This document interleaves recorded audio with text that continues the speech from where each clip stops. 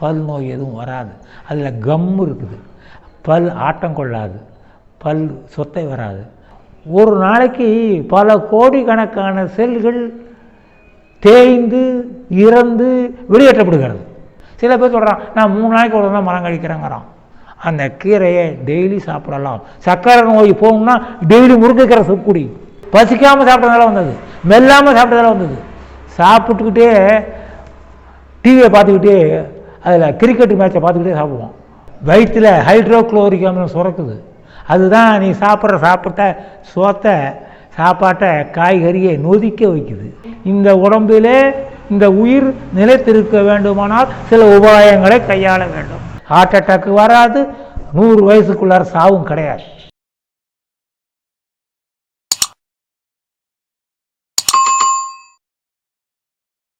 ஆரோக்கியமாக வாழ்வதற்கு காலையில் இரவு 2 வேளையும் பல் துலக்கணும்.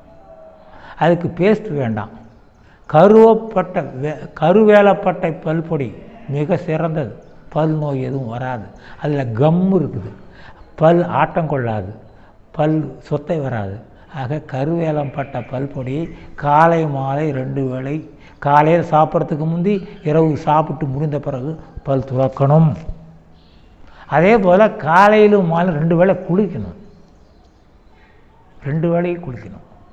உடம்பை குளிர்ச்சிப்படுத்தணும். உடம்பு சூடு இருக்குது, தூய்மையாக உடம்பு அழுக்கு போயிடுது. ஏன்னா நம்ம உடம்புல ஒரு நாளைக்கு பல கோடிக்கணக்கான செல்கள் தேய்ந்து இறந்து வெளியேற்றப்படுகிறது. புது செல்கள் உற்பத்தி ஆகுது, பல கோடிக்கணக்கான செல்கள் உற்பத்தி ஆகுது. அப்போ வெளியேற்றப்படுகிற செல்கள் பகலில் நீங்கள் வேலை செய்யும் போதெல்லாம் வேறு சில வழியாக வெளியே வரும். அப்போ சாயந்தரம் ஒரு தான் குளித்தாதான் அந்த வேறுதல் வழியாக வெளியான அந்த அழுக்குகளும் அந்த நச்சு பொருள்களும் அந்த செல் அழுக்குகளும் வெளியேறும். காலையில் ஒருத்தரம் குளிக்கணும். ராத்திரி நீ தூங்கும்போது இந்த அணு உற்பத்தி நிறைய உற்பத்தி ஆகும், அப்பவும் வெளியேற்றப்படும். ஆக 2 வேளையும் ராத்திரிலையும் நம்முடைய உறுப்புகள் நிரம்ப வேலை செய்கிறது, சூடேறுகிறது, உஷ்ணத்தை உண்டாக்குறது. அந்த உஷ்ணத்தை வெளியேற்றுறதுக்கு காலையிலும் குளிக்கணும், சாயந்தரம் குளிக்கணும். 2 வேளை குளித்தா உடம்பு முழு ஆரோக்கியம். 2 வேளை பல் துலக்குனாக்க காலையில் எழுந்திரிச்சதுமே பல் துலக்காம அப்படியே நீ 7 மிளகை மென்று தின்று ஒரு சொம்பு தண்ணியை குடிக்க முடியும். அதே போல் 2 வேளைக்கு முடிந்தால் மலம் கழிக்கணும். காலையில் ஒரு தரம், இரவு ஒரு தரம், 2 வேளை. ஏன்னா 3 வேளை 5 வேளையை சாப்பிட்டு வரோம், 3 வேளையை சாப்பிட்டுக்கிட்டு இருக்கோம். 3 வேளை சாப்பிட்ட உணவை 2 வேளையாவது மலம் கழிக்கலைன்னா எப்படிங்க? சில பேர் சொல்கிறான், நான் 3 நாளைக்கு ஒரு தான் மலம் கழிக்கிறேங்கிறான். அதை விட வேறு அது யமவாதனை. அது அவன் தனக்கு தானே சொல்லி வச்சுக்கிற மாதிரி. அன்னைக்கு ஒரு தரமாவது மலம் கழிக்காவிட்டால் அவன் உயிருக்கு நாம் கேரண்டி இல்லை. அன்னைக்கு மலம் கழிக்கலைன்னா அது பெரும் நோய். அதை எப்படியாவது தினம் சாதாரண முருங்கைக்கீரைங்க, நான் இப்போ கூட சொல்கிறேன், தினம் முருங்கைக்கீரை பொடியை 1 ஸ்பூன் ராத்திரி படுத்துக்க போகல வாயில் போட்டு சாப்பிட்ட படுத்துக்கிட்டாவே அந்த மலத்தை இலைக்கு வெளித்தள்ளும். முருங்கைக்கீரை உயர்ந்த மருந்துங்க, அதுக்கு இணையான மருந்து. கீரைகள்லாம் ராணி கீரை முருங்கைக்கீரை. நான் ஏழை எளியர்கள் முருங்கைக்கீரை கூட்டு தினைக்கும் சாப்பிடு, முருங்கைக்கீரை சூப்பு தினைக்கும் சாப்பிடு. அதுக்கு இணையான மருந்தே கிடையாது. கீரைகளில் ராணி கீரை முருங்கைக்கீரை. அந்த கீரையை டெய்லி சாப்பிடலாம். சர்க்கரை நோய் போகணும்னா டெய்லி முருங்கைக்கீரை சூப் குடி, கருவேப்பிலை ஜூஸ் குடி. சீக்கிரமாக சர்க்கரை நோய் போயிடும். சர்க்கரை நோய் ஏன் வந்தது? பசிக்காமல் சாப்பிட்டதால வந்தது, மெல்லாமல் சாப்பிட்டதால வந்தது. சாப்பிட்டுக்கிட்டே டிவியை பார்த்துக்கிட்டே அதில் கிரிக்கெட் மேட்சை பார்த்துக்கிட்டே சாப்பிடுவோம். இவன் எத்தனை தோசை சாப்பிட்டா அவனுக்கு தெரியல, அங்கே டிவியில் கோலை தான் பார்க்குறான். அப்போது என்ன, இந்த சாப்பிட்ட உணவு போகிறாவும் ஜீரணம் ஆகாது.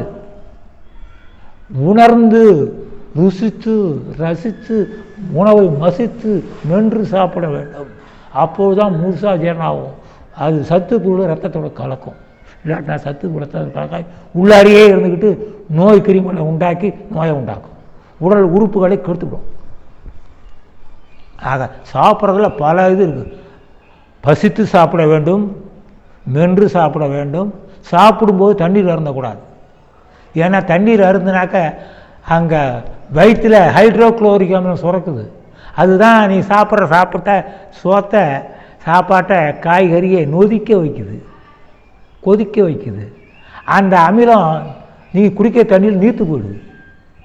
அப்போது அந்த உணவு முழுசாக ஜீரணம் ஆகாது. ஒரு பகுதி ஜீரணம் ஆகும், ஒரு பகுதி ஜீரணம் ஆகாமல் இருக்கும். அப்போது உடம்புக்கு அந்த ஒரு பகுதி ஜீரணமாகாத பகுதி அந்த வயிற்றை விட்டு வெளியில் போச்சுன்னா அதில் பித்த நீர் கலந்தால் விஷமாகிடுது. ஆக சாப்பிடும்போது டிவி பார்க்கக்கூடாது. எண்ணம் போகாமல் சாப்பாட்டிலே இருக்கணும்.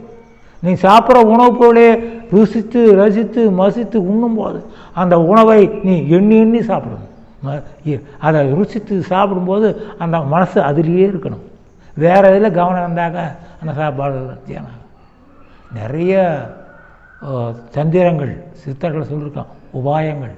அதுதான் சொன்னார், உடம்பாரழியின் உயிரால் அழிவர் திடம்பட மெய்ஞானம் சேர மாற்றார். உடம்பை வளர்க்கும் உபாயம் அறிந்தேன், உடம்பை வளர்த்தேனே உயிரை வளர்த்தேனே. இந்த உடம்பிலே இந்த உயிர் நிலைத்திருக்க வேண்டுமானால் சில உபாயங்களை கையாள வேண்டும். நான் இப்போ சொன்ன உபாயங்கள்லாம் செய்யணும். பசித்து சாப்பிட வேண்டும், மென்று சாப்பிட வேண்டும். மென்று கூழ் போல ஆக்கி அப்போ உள்ளார தள்ளணும். தண்ணீர் சாப்பிடக்கூடாது, சாப்பிடணும். தண்ணீர் சாப்பிடக்கூடாது. வாயை திறந்து சாப்பிடக்கூடாது, வாயை மூடி சாப்பிடணும். வாயை திறந்து சாப்பிட்டாவே காற்று உள்ளார போடும். காற்று உள்ளார போனாவே அது கேஸ் ட்ரபிளை உண்டாக்கும். அந்த உணவுக்கும் அந்த உமிழ்நீருக்கு நடுவில் அது நுழைஞ்சி உமிழ்நீரை கலக்காத பண்ணிடும். ஆகவே தண்ணீர் குடிக்கக்கூடாது, வாயை திறந்து சாப்பிடக்கூடாது. காற்று வாய்க்கு எதிரி, தண்ணீர் வயிற்றுக்கு எதிரி. ஆக அந்த தண்ணீரும் காற்றும் சாப்பிடும்போது உள்ளார போகாமல் பார்த்துக்கணும். வாயை திறந்து சாப்பிடணும், வாயை திறந்து உணவு போட்டுக்கணும், வாயை மூடிக்கிட்டே சாப்பிடணும். மென்று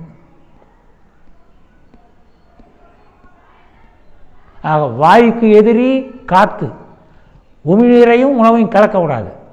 வயிற்றுக்கு எதிரி தண்ணீர், ஹைட்ரோக்ளோரிக் அமிலத்தையும் அந்த நொதிக்கிற உணவையும் சேர்க்கக்கூடாது, அதை நீர்த்து போக வச்சிடும். ஆகையினால தண்ணீர் குடிக்கக்கூடாது, வாயை திறந்து சாப்பிடக்கூடாது, பசி இல்லாமல் சாப்பிடக்கூடாது.